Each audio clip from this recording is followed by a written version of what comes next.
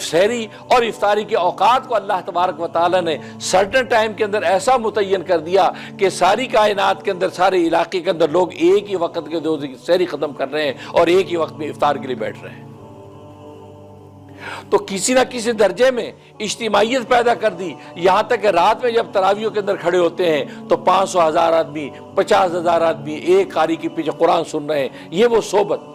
تو صحبت کا عنصر روزے کے اندر بھی موجود، اور اس صحبت کی وجہ سے مقصود کیا کہ اللہ تبارک و تعالیٰ کی معرفت کو بڑھانا ہے۔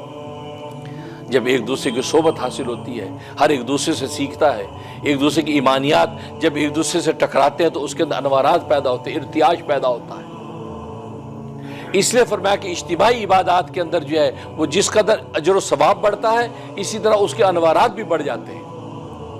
تو معلوم ہے کہ معرفت الہی یہ صحبت سے حاصل ہوتی ہے، اور جن کو اللہ والوں کے نیکوں کی صدیقین کی صحبت حاصل ہو گئی، صالحین کی صحبت حاصل ہو گئی، شہداء کی صحبت حاصل ہو گئی، تو ان کے کیا ہی کہنے۔ اور جو نبیوں کے زمانے میں تھے ان کو انبیاء کرام علیہ الصلوۃ والسلام کی صحبت حاصل ہو گئی، اس صحبت کے ذریعے سے وہ اپنی معراج پر پہنچے۔